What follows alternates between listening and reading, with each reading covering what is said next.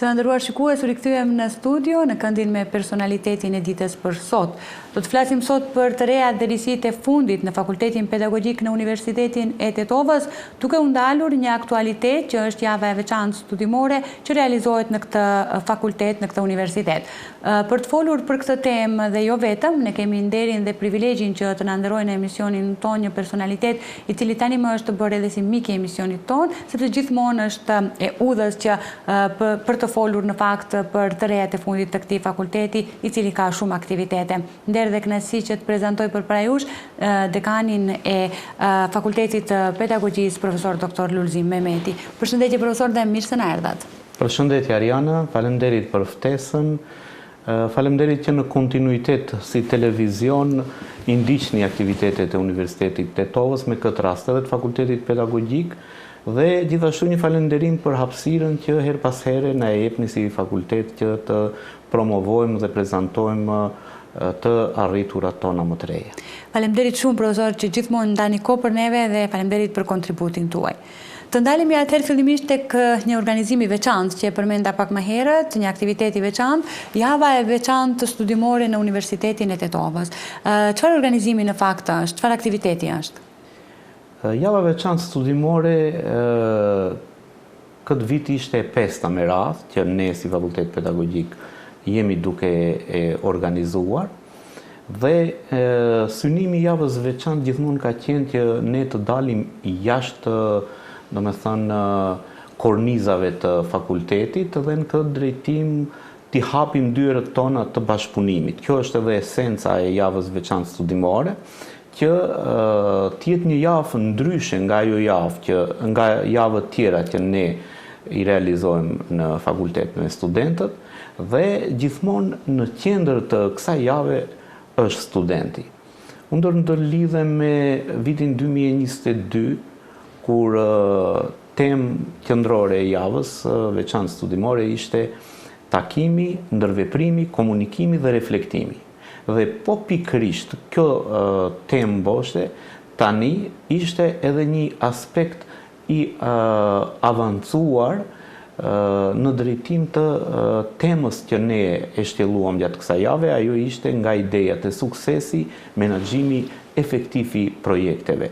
Do me thënë, nga ideja e deri tek reflektimi. Pra, nëse kthehemi tek tema e parë, e fundit si komponent ishte reflektimi, ja, pra ne si e ndërlidhim si aktivitet javën e veçantë studimore. Do të thënë, profesor, është hera e 5 që realizohet ky aktivitet, do të thotë është tradicional.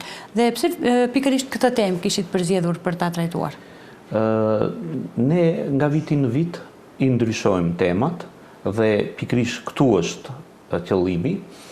Tema e si vjetme kishte të bëjë me një fushë që ne mendojmë se është shumë e rëndësishme për t'u dhënë kompetenca studentëve, sidomos në kohë të sotme, ku puna me projekte është e një rëndësie të veçantë. Dhe në këtë drejtim, jo vetëm që vjen në shprehje ai ndërveprimi, ai bashkëpunimi, komunikimi midis studentëve, por vjen në shprehje edhe mendimi kritik, vjen në shprehje edhe kreativiteti dhe gjithashtu vjen në shprehje edhe reflektimi. Dhe dhënia e këtyre kompetencave ju mundson studentëve që të kenë një qasje ndryshe ndaj punës, ta përforcojnë praktikën e tyre pedagogjike dhe në të ardhmen puna me projekte të jetë në fokus të punës të tyre, të mund, do me thënë, gjithmonë të zbatojnë projektet, por jo vetëm në shkollë, edhe nëse merren me aktivizëm qytetar përmes organizatave të ndryshme jo qeveritare, pasi ka shumë projekte, ka shumë donator, mirë po kanë munguar dhe mungojnë kompetencat për të ditë se si të definosh një projekt, si ta zgjedhish temën dhe si më pas ta punosh planin e projektit dhe ta aplikosh. Do me thënë, duke përfshi këtu edhe buxhetin si një pjesë jashtëzakonisht të rëndësishme të punës me projekte. Profesor, kishte ndonjë risi ose veçanti këtë vit në javën e veçantë studimore, apo ka qenë tradicionale siç ka qenë dhe vitet e kaluara? Me thënë, edicionet tjera të javës veçantë studimore ne i kemi realizuar në bashkëpunim me shoqatën Arsimi nga Zvicra, dhe në partneritet me docent Mahir Mustafën. Unë shfrytëzoj rastin t'i falenderoj dhe Mahirin edhe shoqatën Arsimi nga Zvicra, dhe ne së bashku kemi pasur edhe mbështetje dhe donatorë të tjerë që vazhdimisht na kanë mbështetur në realizimin e aktiviteteve të javës së veçantë studimore. Këtë vit i ndruam, domethënë, partnerët. Qëllimi jonë është që ne të bashkëpunojmë edhe me partnerë të tjerë dhe si partnerë kishim Qendrën Maqedonase për Edukim Qytetar, që është një organizatë me mbi 20 vite përvojë në mbështetje të projekteve të ndryshme, ku përfshihen edhe projektet me karakter arsimor. Dhe java ishte koncipuar në atë mënyrë që 2 ditë u ndoqën trajnime, domethënë nga ana e studentëve.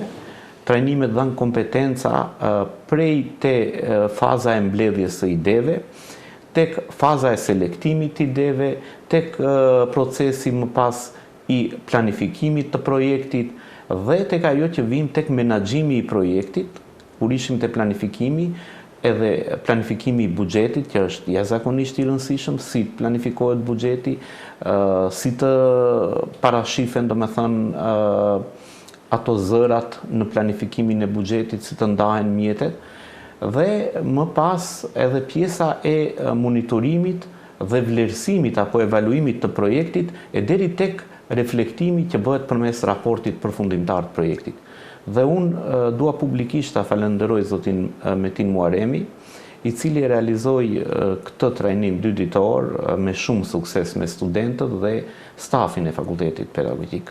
Më pas, ditën e 3 dhe ditën e 4, kolegët, pra stafi i Fakultetit Pedagogjik, formojnë 9 grupe të studentëve dhe mentoroi studentët në procesin e punimit të projekteve të tyre të pavarur. Pra, ditën e mërkurë dhe ditën e enjte, studentët bashkë, domethënë në mentorim të profesorëve, punuan projektet të ndryshme. Ajo që ranë sy gjatë këtyre projekteve ishte bashkëpunimi ndërmjet studentëve, angazhimi maksimal i tyre, zhvillimi i kreativitetit dhe binte në sy potenciali, sa potencial individual kanë studentët me këtë rast, dhe përkushtimi për të punuar projekte, sepse ditën e fundit ne projektet i kemi prezantuar dhe nga një komision që nuk është pjesë e stafit fakultetit, pra që mos ketë ndërlidhje subjektive, mos jemi subjektiv në përzgjedhje, nga një komision ekspertësh u vlerësuan 3 projektet më të mira, të cilat projekte edhe u shpërblyen dhe të 9 projektet janë të mira, por këto 3 do të jenë prioritar në fazën e aplikimit për zbatim të tyre. Pra ne gjatë kësaj jave, jo vetëm që u dham kompetenca studentëve si të punojnë projekte, por edhe fituam 9 projekte të cilët si fakulteti kemi të gatshme dhe në të ardhmen do kërkojmë, domethënë, mbështetje donatorësh për realizim të tyre. Po. Megjithatë, profesor, këto punime ose këto projekte kishin karakter garues, u morën çmime nga ana e atyre që studentëve që punuan, domethënë, ose ishim vetëm pikërisht këtu ishte motivimi. Domethënë, karakteri ishte garues dhe vendimarrja ishte e paanshme. Domethënë, jo nga stafi, nga ne si fakultet pedagogjik, por nga persona që janë në nivel të ekspertëve, që merren me projekte dhe që janë të jashtëm dhe nuk e dinë, domethënë, cili projekt i kujt është. Po. Megjithatë, cili është ai mesazhi ose ajo porosia që del pikërisht nga ky aktivitet, i cili tashmë është, përmendet dhe ju, tradicional? Porosia është se puna, domethënë, e studentit nuk është vetëm aspekti të shohim gjërat përmes një mësimdhënie klasike, një mësimdhënie ku studentët do të jenë në klasë dhe ku do mund të mësojnë. Pikërisht puna me projekte ofron dije cilësore, ofron dije logjike, ofron mësim që është më shumë i kënaqshëm dhe mbahet mend, domethënë ofron një teknikë të nxënit që është domethënë e pëlqyeshme dhe aktuale me kohën. Përmendëm pak më herët çmimet, kush fitoi çmimin e parë ose cili projekt fitoi çmimin e parë? Projekti, unë i kam këtu, domethënë të 3 projektet. Projekti që fitoi çmimin e parë është projekti Siguria dhe Etika Digjitale, një projekt që ka për qëllim edukimin e nxënësve, edukimin e studentëve në lidhje me sjelljen e sigurt dhe të përgjegjshme gjatë shfrytëzimit të internetit, gjatë punës online, gjatë domethënë shfrytëzimit të resurseve digjitale. Dhe më njëherë potencoj se ky projekt nga ana e partnerit tonë, domethënë Qendrës Maqedonase për Edukim Qytetar, do të jetë projekti i parë që me pak plotësime dhe modifikime do të pranohet dhe do të financohet për të realizuar, pasi është shumë aktuale dhe është nevojë e kohës.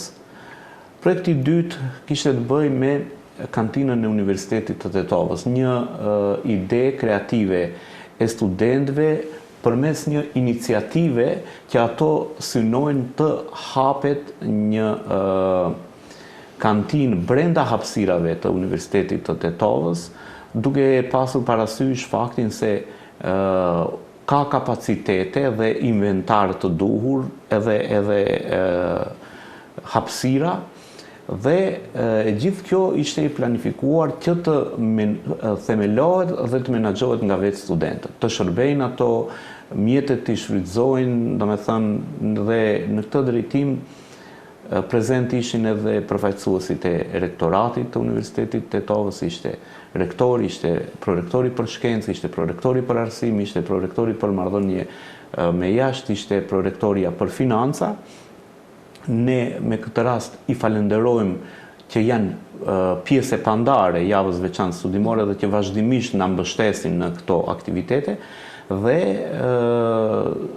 studentët domethënë nuk do ndalen, do ta vazhdojmë këtë iniciativë deri në atë fazën e jetësimit të idesë dhe iniciativës së studentëve, duke gjetur edhe modifikime dhe modalitete se si mund të organizohet dhe të funksionojë. Dhe projekti i tretë ishte zona e reflektimit pedagogjik, me qëra studentët kërkonin përmes këtij projekti një hapësirë tjetër, që do ta quaja një hapësirë reflektimi, ku studentët do të mund të meditojnë, do të mund të debatojnë, do të mund të diskutojnë për shpërndarjet praktikave pozitive të punës, pra do të jetë një hapësirë jo me banka, jo me tavolina, jo me karrike, por me hapësira, domethënë, siç i kishin dizajnuar studentët, pak më ndryshe dhe më relaksuese. Ashtu siç ishte edhe tema, pra nga ideja deri në sukses apo në realizimin e këtij projekti. Profesor, përveç këtij aktiviteti, unë dua të ndalem edhe në një aktivitet tjetër, gjithashtu shumë i rëndësishëm, Kongresi i Shkencave Humane, Shoqërore dhe Arteve. Fakulteti Pedagogjik në kuadër të këtij kongresi, çfarë organizimi kishte? Më thonë,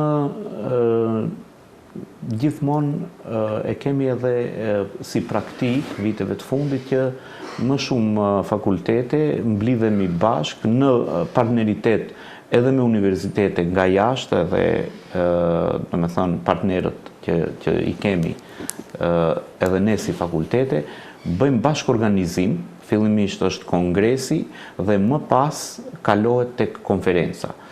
Duke pasur parasysh se Fakulteti Pedagogjik është rithemeluar, sepse në fillim kur universiteti nuk ishte i zyrtarizuar, ka funksionuar Fakulteti Pedagogjik që me themelimin e Universitetit të Tetovës, më pas Fakulteti Pedagogjik kalon domethënë në për disa fakultete tjera, sfundmi ishte në kuadër të Fakultetit Filozofik, por nga 2016 Këndej funksionon si subjekt i pavarur dhe prandaj e kishim konferencën e 6 shkencore, për dallim prej fakulteteve tjera që kanë në këtë drejtim konferenca më shumë se ne.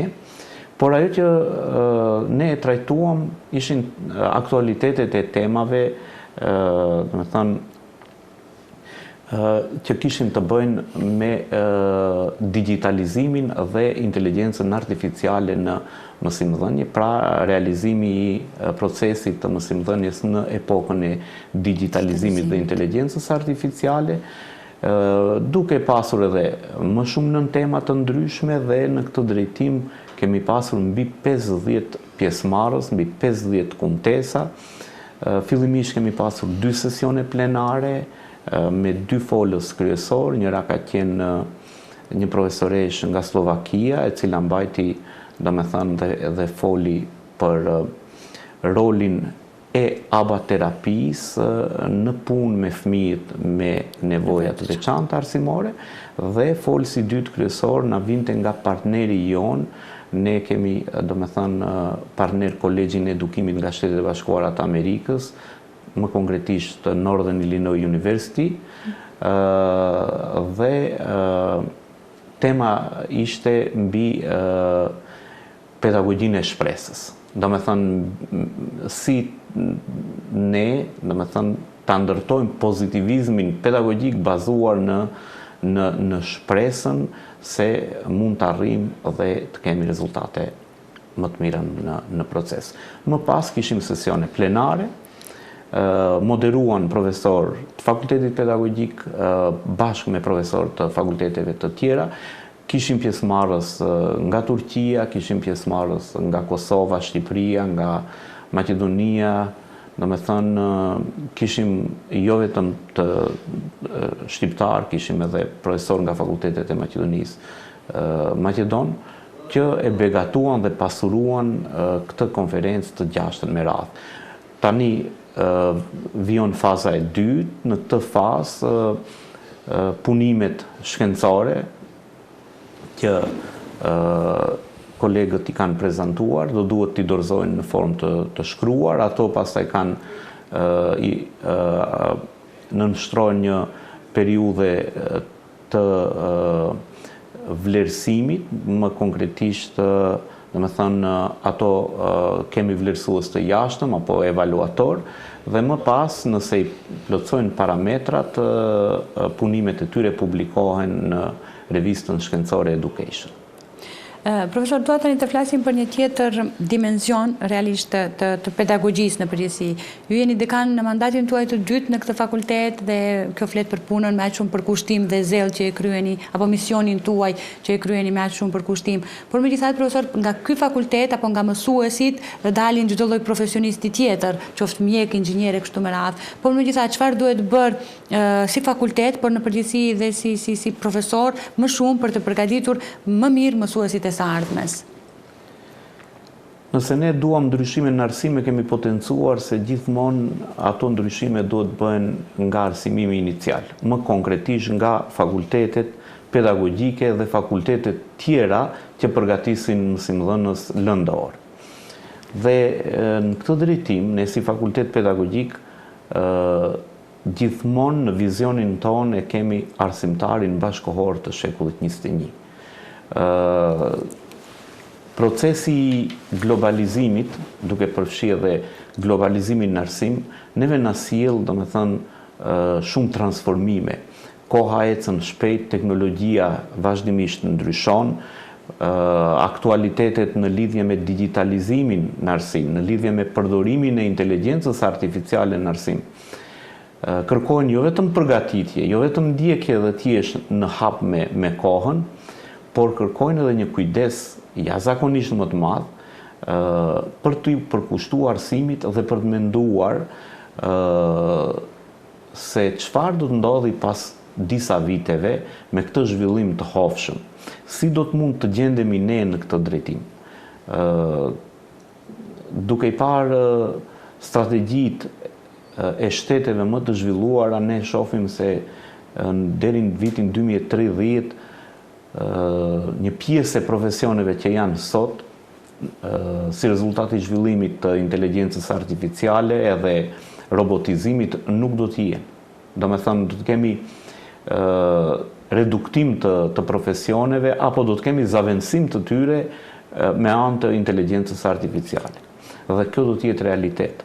Dhe ne tash, ku duhet ta fillojmë ndryshimin? Pikrisht në fakultetet pedagogjike, duke i përshtatur programet studimore, duke i përshtatur sillabuset e landeve, konform zhvillimit tekniko-shkencor, konform proceseve që i përmenda, dhe duke ndikuar dhe përgatitur studentët apo mësimdhënësit e ardhshëm me kompetenca të nevojshme që ato të mund nesër ato kompetenca dhe me përgjithësi, do me thënë, ta realizojnë procesin e mësimdhënies dhe mësimnxënies me gjeneratat e reja. Dhe në këtë drejtim do të them se shumë gjëra që nuk janë funksionale, do me thënë, arsimi duhet gjithmonë gjeneratat e reja t'i mësoj me gjëra që do t'u shërbejnë në jetën e përditshme, jo të mësojnë gjëra që nuk do t'u hynë në funksion asgjë. Për këtë arsye, arsimi do duhet të ndryshojë, sepse parashtrohet pyetja, sa nga ajo që sot është në kurrikulat nëpër shkollat fillore dhe të mesme, është funksionale në jetën e përditshme të nxënësve dhe sa do t'u shërbejë atyre nesër në këtë proces të hofshëm tekniko-shkencor. Dhe do me thënë, në këtë drejtim do duhet të përforcohen kapacitetet e mësimdhënësve të ri dhe pikrisht prej këtu do duhet të dalin promotor të ndryshimeve. Me këtë rast, dëshiroj të falenderoj të gjithë studentët. Ne me të vërtet kemi student që në aspektin individual janë shumë përkushtuar për profesionin, japin shumë nga vetja e tyre në drejtim të formësimit, janë tepër aktiv, ne jemi duke realizuar edhe më shumë projekte të tjera si fakultet, dhe unë kam bindjen se po të vinë në shprehje këto student ekselent, po në procesin e punësimit të kyçen fakultetet pedagogjike dhe të japin një farë vlerësimi për çdo student, për çdo mësimdhënës që do marrë diplom, besoj se inkuadrimi i atyre që janë student të dalluar do të sillte edhe progrese dhe do të sillte edhe rezultate. Po. Megjithatë, profesor, ndoshta të gjithë dëshirojmë që të jemi mësues, por jo çdo kush mund të jetë mësues, flas mësues i mirëfillt për ta kryer misionin ashtu siç duhet, sepse ekzistojnë disa elemente të veçanta që duhet t'i ketë një mësimdhënës. Cilat janë këto elemente? Shvej, po t'i marrish kompetencat, do me thënë e mësimdhënësit sot, ne do të flasim se gjëja e parë fillon me regjistrimin. Sa janë të përkushtuar të regjistrojnë dhe të shkojnë të ndjekin një fakultet që nesër do të jetë profesioni i tyre. Do me thënë, sa të krijon ai profesion kënaqësi dhe sa e ke zgjedhur atë profesion me dëshirë që të kontribosh në shoqëri. Nëse është kjo, atëherë ato student do të jenë të përkushtuar dhe do të punojnë dhe do të arrijnë sukses dhe rezultat. Nëse është e kundërta, është regjistruar vetëm për të plotësuar atë motivin e brendshëm se duhet të regjistrohem dikun dhe të jem dikun, do me thënë, në fakultet, ose se këtu do kalojmë alet, ose këtu, do me thënë, do kemë më shumë vështirësi, atëherë e kanë gabuar profesionin. Dhe unë nuk ju sugjeroj maturantëve që profesionin e tyre ta përzjedhin pa dëshirë. Përzjedhja e profesionit që doni me zemër, me qejf, do me thënë, vjen në shprehje ajo shpirtërorja, sepse ne në pedagogji themi ajo që kemi në mendje si mendim, ajo na reflekton në shpirt, si ndjenjë, dhe kur ato të dyja janë në të njëjtën vijë pozitive, atëherë edhe veprimi jonë është pozitiv. Do të thonë, edhe rezultatet nuk mungojnë. Dhe tani vim tek kompetencat që sot, do të thonë, i nevojiten një mësimdhënës si të ri. Mënjherë flasim për mësimdhënësin si ekspert në profesionin e tij, dhe kur them si ekspert, do të thonë ta njehi mirë profesionin, të ketë dituri,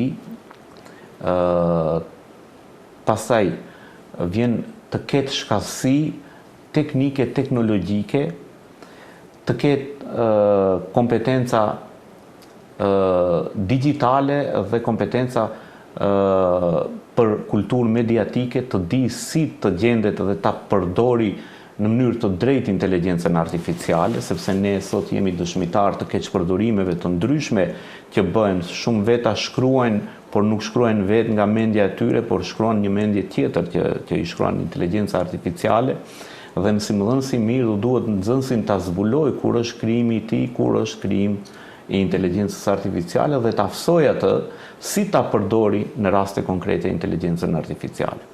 Pastaj duhet të ketë kulturë pune.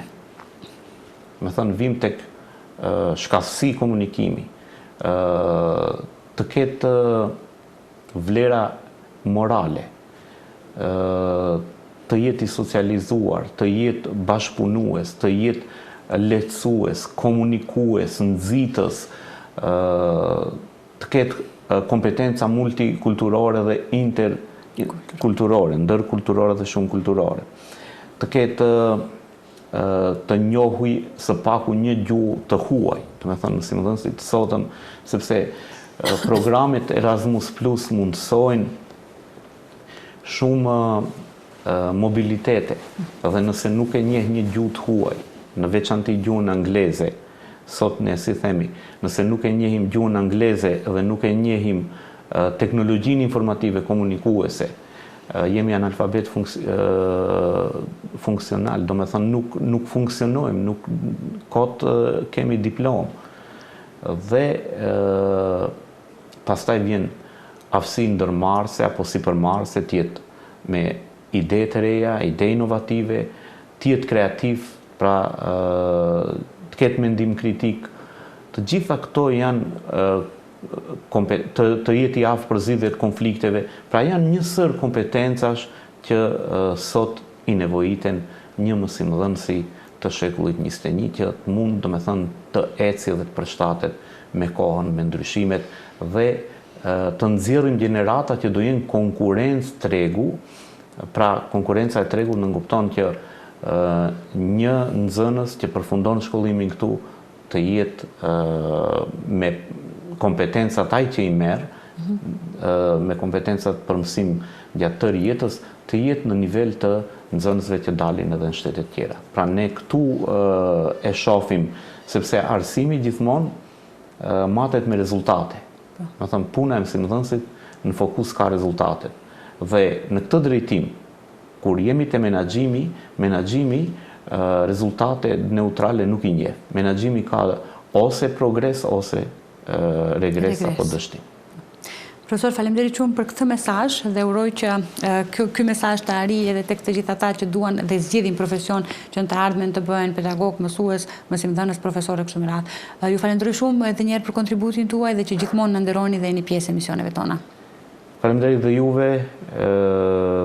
Ne jemi këtu të hapur gjithmonë sa herë, domethënë, të na ftoni për të ardhur dhe për të qenë pjesë e emisionit tuaj, edhe me këtë rast dua t'i përshëndes gjithë ato persona që duan arsimin, ja duan të mirën arsimit, të gjithë studentët, profesorët dhe në veçanti edhe mësimdhënësit që japin kontribut dhe e duan profesionin e tyre. Sepse edhe tek mësimdhënia, profesioni është i dyfisht. Mësimdhënia si kënaqësi dhe mësimdhënia si detyrim. Uroj që më shumë të kemi mësimdhënës që mësimdhënien e përjetojnë si kënaqësi. Faleminderit dhe që jeni shembull dhe model i përsosur i këtij fakulteti. Faleminderit shumë edhe një herë. Faleminderit. Të nderuar shikues, ishte kjo pjesa me personalitetin e ditës, ndërkaq që ju vazhdoni të qëndroni dhe më tutje me ne, rikthehemi pas pak në pjesën e fundit.